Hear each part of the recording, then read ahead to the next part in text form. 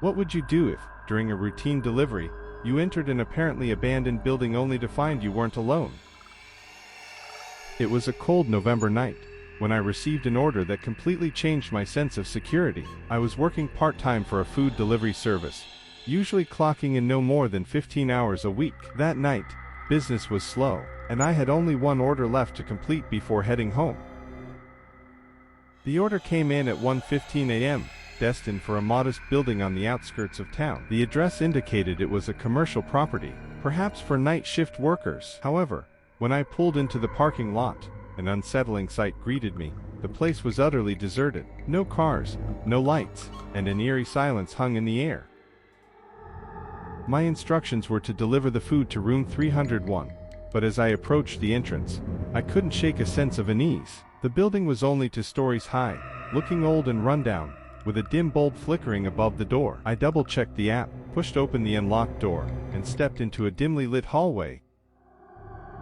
The silence inside was unnerving. There was no hum of machinery or the sound of human activity, just the faint buzz of fluorescent lights overhead. My footsteps echoed down the narrow corridor, and I scanned the doors on either side for any sign of life. Each door bore a number, 101, 102, and so on. All were tightly shut, giving the impression that the place was empty.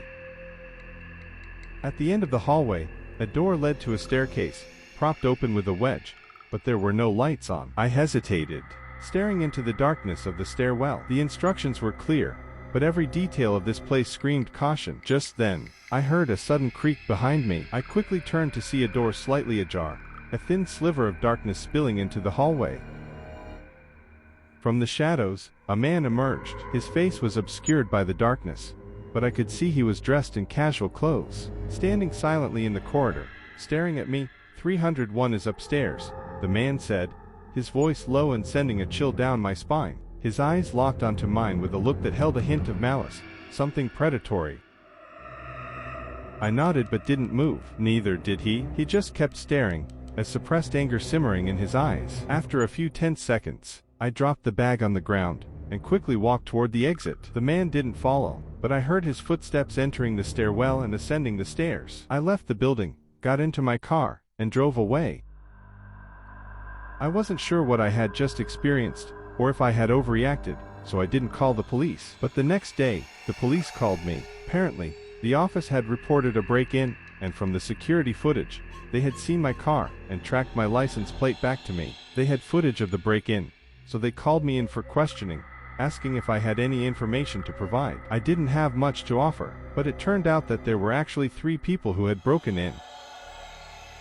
One was downstairs, the man I had seen, but the other 2 were shown on the cameras hiding at the top of the stairs, seemingly waiting for me to come up. Disturbingly, several other food deliveries were made to that same office that night, but the other drivers were smarter than I was.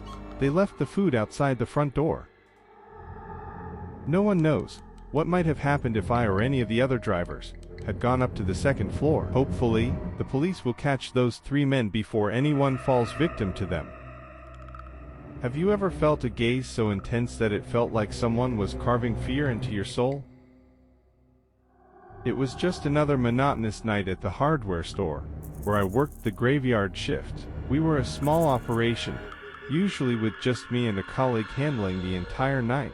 But that night, my partner called in sick, leaving me alone to manage the quiet, empty aisles.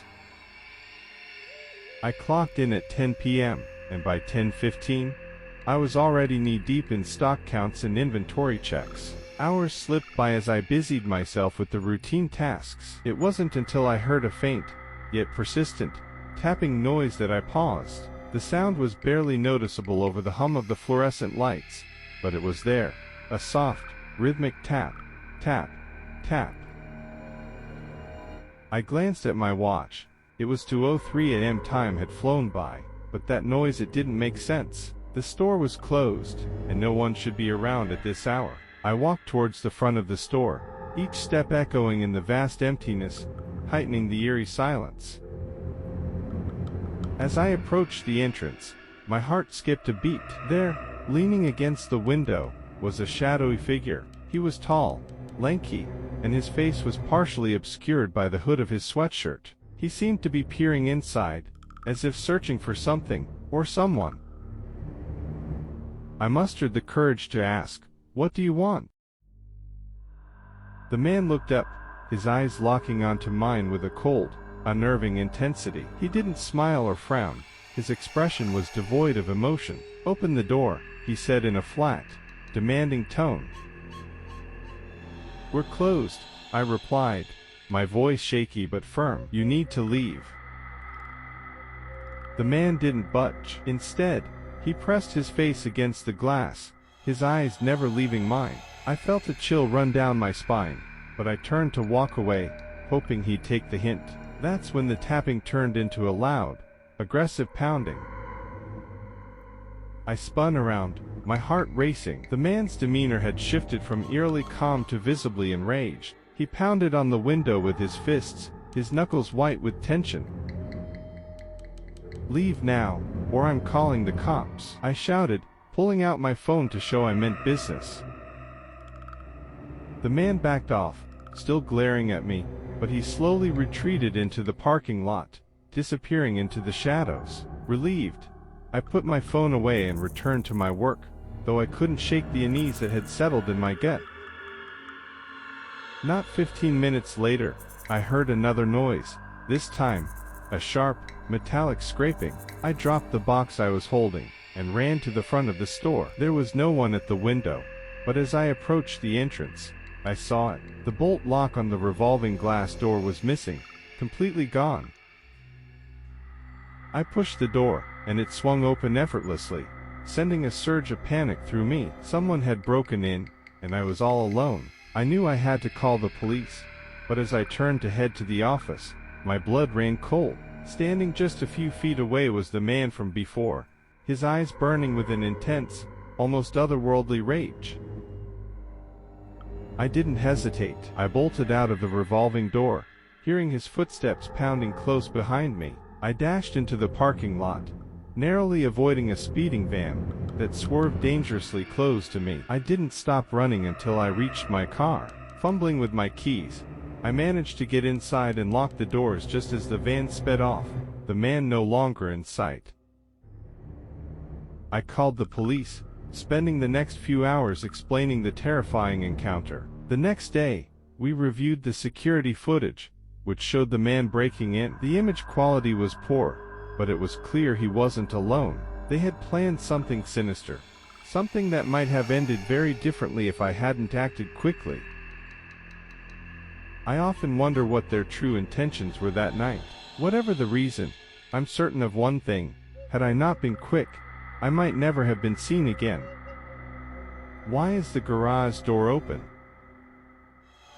Caleb muttered to himself as he stared at the dark, empty driveway from his window. It was a chilly Saturday night, and his parents weren't due home for hours. The neighborhood was eerily silent, save for the distant barking of dogs. He glanced at his phone.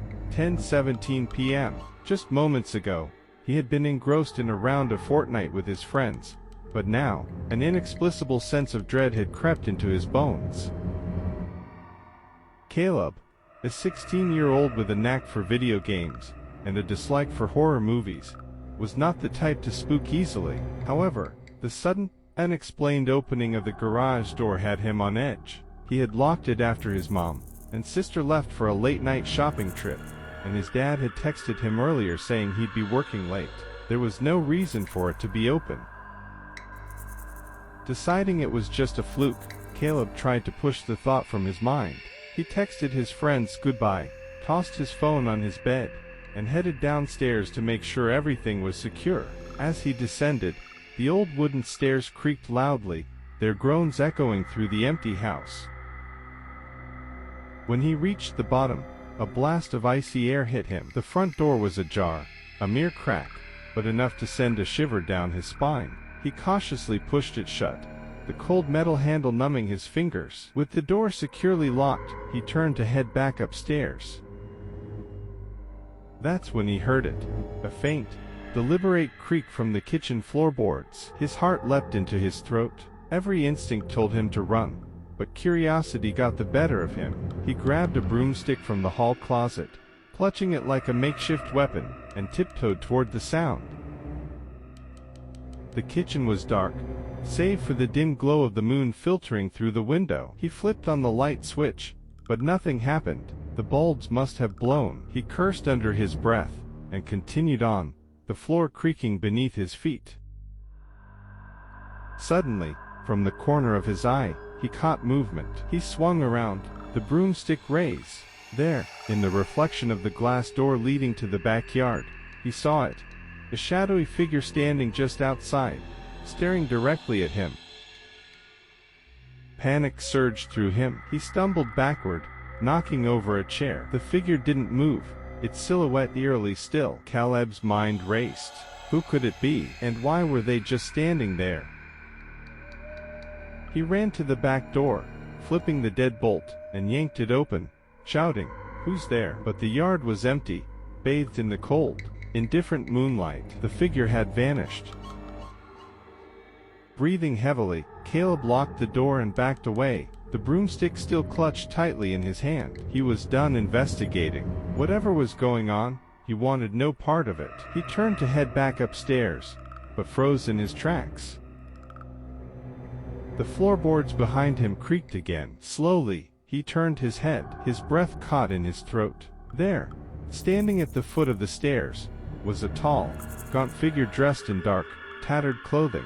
Its eyes, two hollow pits, seemed to suck in the light around them. The air turned frigid, and a wave of nausea washed over Caleb. The figure started to move, its footsteps slow and deliberate, each one resonating through the house like a death knell. Caleb's mind screamed at him to run, but his legs felt rooted to the spot. The figure reached out a skeletal hand, its fingers impossibly long, and pointed directly at him. In a blind panic, Caleb dropped the broomstick and bolted up the stairs, 2 steps at a time. He could hear the figure's heavy footsteps following close behind. He reached his bedroom and slammed the door shut, twisting the lock with trembling hands. Heart pounding, he scanned the room for his phone, finally spotting it on the bed. As he grabbed it, he heard a soft, almost polite knock on the door. The sound sent a jolt of terror through him. He dialed 911, his fingers barely able to hit the buttons correctly. "Please, you have to help me," he gasped into the phone. "There's someone in my house." "Stay on the line," the operator said calmly. "Police are on their way." Caleb backed away from the door, his eyes fixed on the handle, expecting it to turn at any moment. Then, from the corner of his eye, he saw it. The closet door was ajar, just a crack, and from the darkness within, a single, piercing eye stared out at him, unblinking. With a strangled cry, Caleb dropped the phone and ran to the window. He threw it open and climbed out onto the roof, his heart racing as he scrambled to the edge and jumped down onto the lawn. He sprinted to the neighbor's house, pounding on the door until it finally opened, revealing his startled neighbor, a police officer. "What's wrong, Caleb?" the officer asked, concern etched on his face. "There's someone in my house," Caleb panted. "Please, you have to help me." The officer nodded, grabbing his flashlight and radio. Together, they ran back to Caleb's house. The officer entered cautiously, his flashlight sweeping the darkened rooms. Caleb waited outside, his heart thudding painfully in his chest.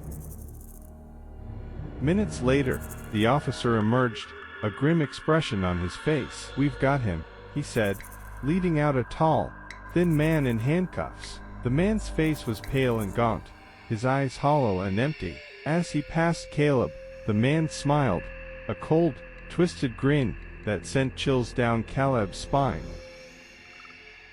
That night changed everything. Caleb's family beefed up their security, and he was never left home alone again. But no amount of locks or alarms could erase the memory of those hollow eyes watching him from the darkness. Constant reminder of the night he came face to face with the terror that lurked in the shadows.